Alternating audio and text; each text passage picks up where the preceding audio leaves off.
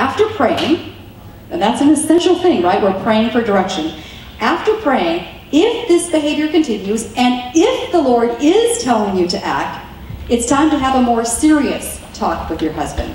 So start out by telling your husband you know he loves you and he doesn't intend to hurt you.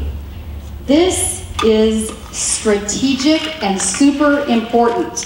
Why is that important? Because when you tell him, first of all, you know, honey, sorry, you're being my honey right now, I hope you don't mind. You know, honey, or babe, or whatever you say. I know you love me and you don't mean to hurt me. When you say that as your opening line, he is much less defensive. He is much less defensive. And don't you want him to be less defensive and be more able to listen to what you have to say? So start out by saying something like that. You know, babe, I know you love me and you don't intend to hurt me. But, and then you can go to the next point, which is to calmly and respectfully explain how this behavior is hurting you and that you won't tolerate it anymore. Now, that's kind of a repeat of what you did initially, right? Where you just calmly said, you know, this is not okay. But now you're doing the more serious conversation. So you're kind of repeating what you did last time, but you started out by saying, I know you didn't intend to hurt me. By the way, Ephesians 5:33, the wife must respect her husband, so we're doing this respectfully. Then ask him to seek specific help or make specific changes in order to make the behavior stop. So this is where you're going to think about, okay, I asked him to stop, he's still doing it, I've prayed, God seems to have been giving me direction to be more specific and taking action. So be super specific in your request. So let's say your husband is drinking alcohol excessively. At this point you're saying something like, I know you love me and you don't intend to hurt me, but when you drink yourself into oblivion every night, I feel completely alone in this marriage and this can't continue. I am asking you to go to AA 3 times a week for at least 6 months because you need to get down to the root of this problem. And that's what I'm asking you to do. See how specific that was? Like, it isn't vague so that he can kind of say, well, I'll cut back a little bit. No, you're like being really specific about what your request is. Now, whether he's going to follow through on your request is a different matter, but you're super specific. Let's say it's pornography. You might say, again, the same kind of intro, but now you say, I'm asking you to go to Prodigals, which is a group in Bellingham for men who have a sexual addiction. And you might say, I'm requesting you to go to Prodigals, which is a year-long commitment, once a week. I'm asking you to do that. And there might be pushback, we'll get to that part in just a second. But see how specific that is? Or Band of Brothers has a 12-step group where they deal with alcohol, drugs, pornography, gambling, any addiction. It meets on Monday nights. It's called Valiant Warriors. It meets right here in this room. Monday nights, 6 o'clock. You could say, I'm asking you to go to Valiant Warriors every Monday night for 6 months, or whatever it is. Again, you might get pushback. We'll talk about that in a second. But see how specific these requests are? You have to be specific. If you're vague, nothing's going to happen. If it's verbal abuse, you might say, I'm asking you to go see a counselor, you know, every other week for a year because you've got something that's triggering this and you've got to figure out what it is because I won't live like this anymore.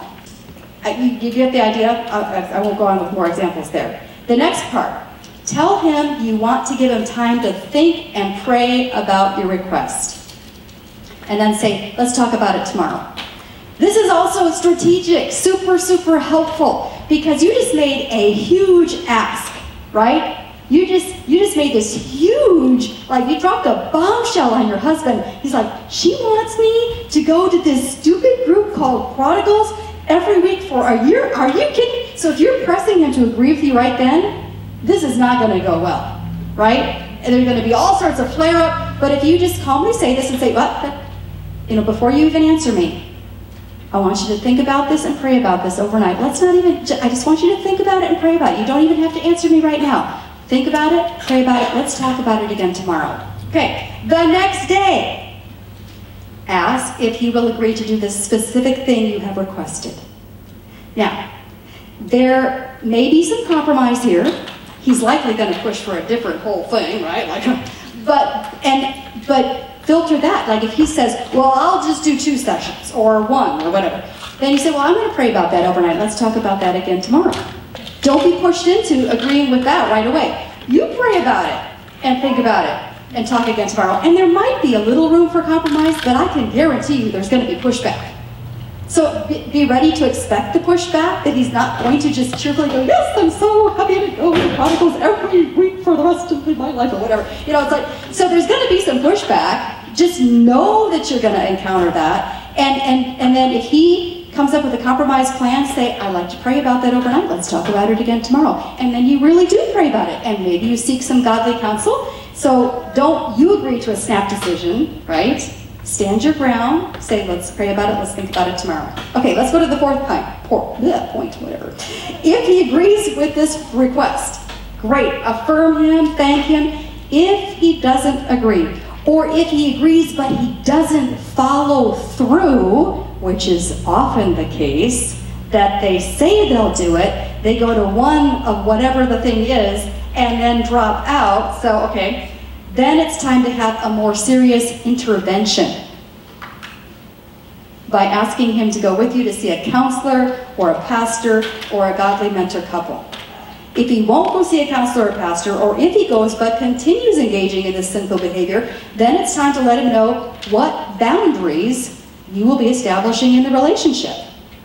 So let's talk about what a boundary might look like, sound like. This is probably where I get the most questions, like, what? How do you do this? What does it sound like? Okay, let's say it is verbal abuse, and he's calling you all sorts of vile names or whatever. And you've asked him to go to counseling, to figure out what's going on here, he won't do it. And so the next time it happens, you say, here's the deal. I will not tolerate this. This is not okay. I do not deserve to be treated like this. And so if you start saying those kinds of things, I'm just going to have to leave the room.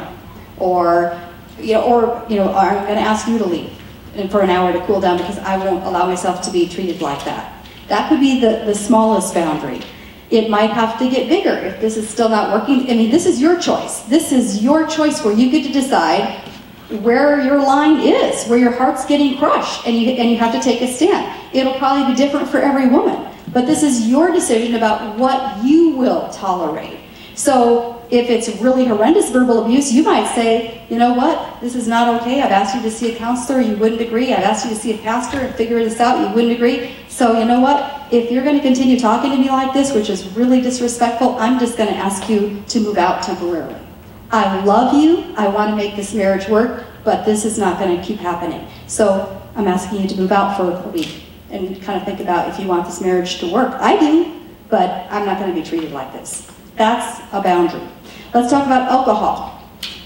You could say if he's been drinking and won't stop, and you could say, you know what, the kids and I are going to go stay at my mom's house for a couple of days while you sort this out and decide if you want to get serious about this, but I'm not going to live like this anymore, so we're going to move out. Or you could ask him to move out, but it's like you're deciding where your boundary is going to be. Pornography. You could do something like, you know what, I keep on discovering you on the computer at 2 o'clock in the morning looking at things, and this is not okay, so I'm going to be calling to cancel our internet at our house. Oh, can you live without the internet? Yes, you can live without the internet.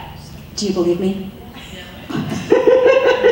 It is possible. But I mean, that's a boundary of like saying, this is what I'm going to do because I'm not allowing this to happen. Or you could say, I'm going to sleep in a different room from you because I'm not going to be sexually intimate with you when you're lusting over other women. So until you're ready to get serious about this, this is just what I'm going to do, is I'm not going to be able to be sexually available to you until you're willing to work on this problem. Or it could be more serious. It could be, I'm asking you to leave until you're ready to work on this problem.